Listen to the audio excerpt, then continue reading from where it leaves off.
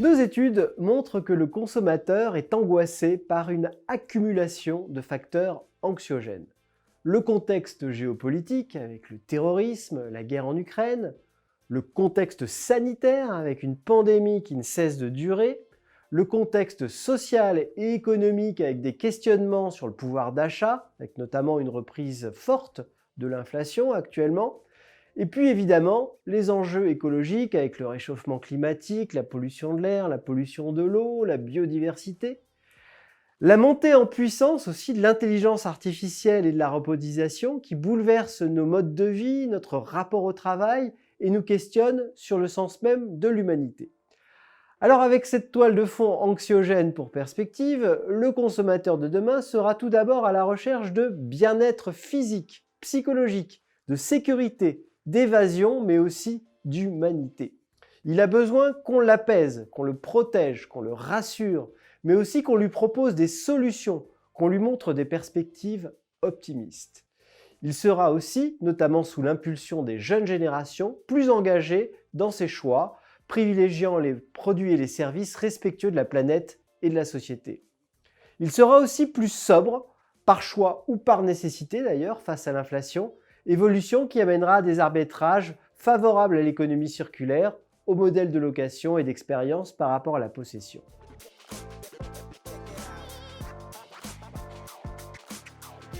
Nos études montrent clairement que décrypter les tendances sociétales et les modes de vie émergents de demain, c'est reconnaître qu'il n'existe pas une voie dominante qui se dégage, car la société et les consommateurs eux-mêmes sont traversés par des tensions et des paradoxes.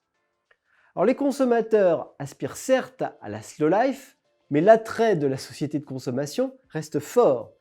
Ils ont envie de produits respectueux de l'environnement, mais la thématique du pouvoir d'achat est centrale. Les petits commerces et les offres locales sont plébiscités, mais le e-commerce, dans le même temps, a explosé. Les mobilités douces et les transports en commun gagnent du terrain, certes, mais la voiture reste préférée et essentielle dans nos modes de vie. Le télétravail se généralise, mais on observe, notamment auprès des plus jeunes, un véritable désir d'équilibre entre télétravail et travail sur site, notamment pour retrouver du lien social.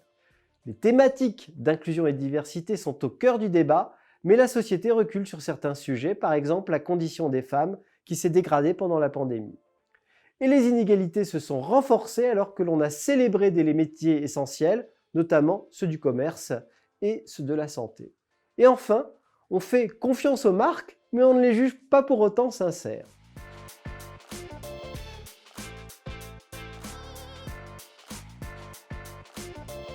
Face à ces tensions entre ce que l'on souhaite faire et ce que l'on fait, le marketing doit aider le consommateur à gérer ces paradoxes, résoudre ces tensions, apaiser en redonnant de la cohérence. Le marketing de demain sera nécessairement un marketing engagé autour de la raison d'être des marques qui assumeront leurs responsabilités sociétales et environnementales. Si la poursuite des objectifs commerciaux reste bien sûr centrale, les marques mettront de plus en plus leur capacité d'efficacité au service de la concrétisation de visions positives de la société. Les marques ne sont plus uniquement des perceptions dans l'esprit des consommateurs qui génèrent de la valeur business. Elles deviennent des communautés de valeurs qui regroupent des consommateurs autour d'utopies partagées. Le marketing de demain devra s'affranchir d'une perception, d'une discipline qui manipule, qui encourage la surconsommation et participe par là même à la création des problèmes du monde. Et pour ce faire, le marketing de demain a deux atouts essentiels. Premier atout, c'est les femmes et les hommes qui constituent la communauté marketing de plus en plus consciente de sa responsabilité et de mieux en mieux formée pour assumer ces nouvelles responsabilités.